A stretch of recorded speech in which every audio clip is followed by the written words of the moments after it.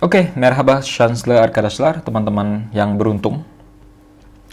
Tujuan gue bikin video tentang pengalaman gue lulus seleksi beasiswa YTB sebenarnya tidak lain hanya untuk latihan ngomong di depan video aja.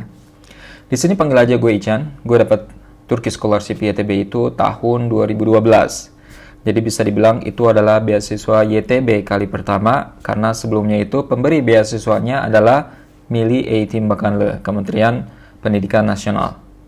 Nah, saat itu gue bersama dengan 20 orang teman gue daftar YTB berbarengan. Nah, beruntungnya hampir semua dari kita itu lolos pas seleksi berkas.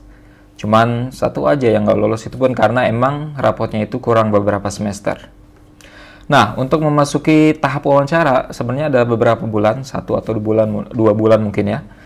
Nah, karena gue udah punya niatan nih untuk kuliah ke LN dari semenjak kelas 1 SMA, makanya untuk persiapan wawancaranya aja itu gue persiapin dari 1 tahun sebelumnya. Nah, proses persiapannya itu gampang, jadi gue ambil 5 macam buku teknik menghadapi wawancara dari perpustakaan secara gratis ya. Nah, dari 5 buku wawancara itu, gue cuma dapat 1 poin doang nih. Poin yang penting itu adalah kenapa YTB, Turkish Scholarship, perlu memberikan beasiswa ke gue. Itu aja tuh poin yang kayaknya sepele tapi artinya dalam banget. Nah, dimanapun lo kerja, lo harus tahu kenapa orang lain tuh perlu meng-hire lo, ya kan? Lagian, apa keistimewaan lo dibandingkan dengan orang lain? Nah, di samping itu gue juga banyak baca buku-buku self-development. Gue baca kayak misalnya buku IQ, EQ, SQ, Stephen Covey yang tentang 7 Highly Effective People, yang kayak gitu tuh. Nah, itu juga jangan sampai ketinggalan ya, self-development. Nah, untungnya selama SMA juga banyak kegiatan atau proyek-proyek yang gue ikutin. Pelatihan bahasa asing sampai lomba-lombanya, terus lomba pidato, nasyid, terus aktif dalam kalau ada kegiatan sekolah lainnya gitu kan. Nah, inilah modal yang gue punya gitu. Tinggal gue tingkatin lagi nilai ijazah sekolah gue sama ujian nasional gue nih. Nah, juga karena wawancara itu pakai bahasa Inggris, jadi gue harus latihan nih bahasa Inggris sebagus mungkin kan, sebaik mungkin gitu. Nah, gue juga punya teman, dia kuliah di jurusan sastra bahasa Inggris Universitas Jakarta, sedikit promosi. Nah, gue latihan sama dia tuh gladi resik sampai 3 kali, supaya gue lebih pede pas menghadapi interview yang sebenarnya gitu. Dan memang akhirnya gue pede banget gitu pas interview. Oke, jadi sekarang nih langsung masuk ke hari interview. Nah, gue pakai pakaian yang paling sopan. Pakaian paling sopan apa sih kira-kira? Nggak tahu. Pakaian paling sopan itu adalah kemeja dengan jas, ya kan? Nah, tidak hanya itu, gue jadi pakai kemeja warna putih, terus pakai celana bahan, ya kan, pakai jas, terus gue pakai dasi juga warna merah.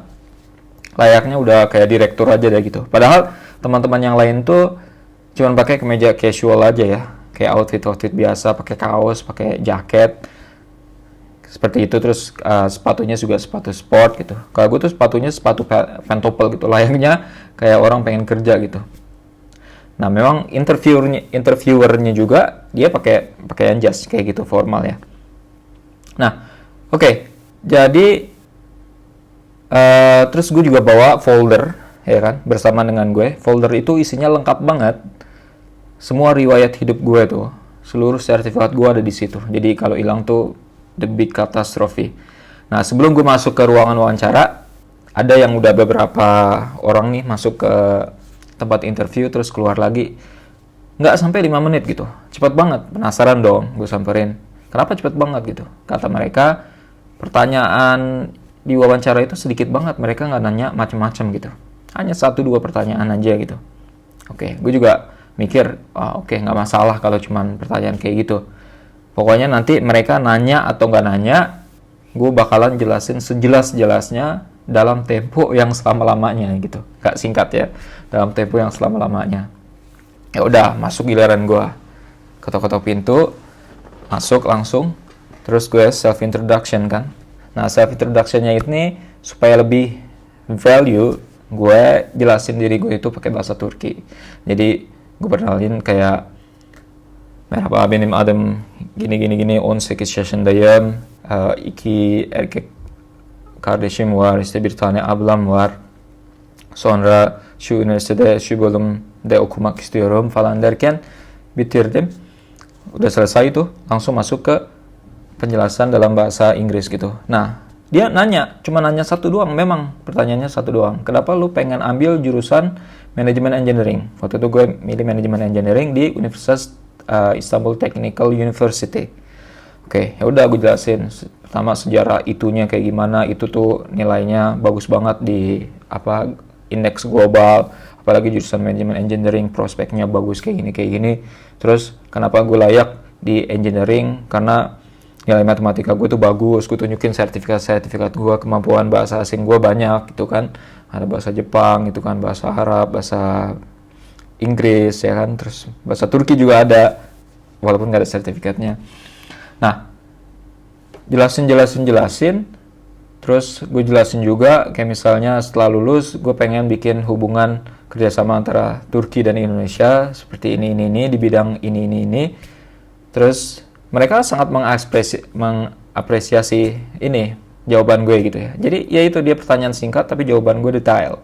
Nah, setelah selesai mereka menjabat tangan gue terus bilang katanya kami yakin gitu kan, lo pasti lulus gitu.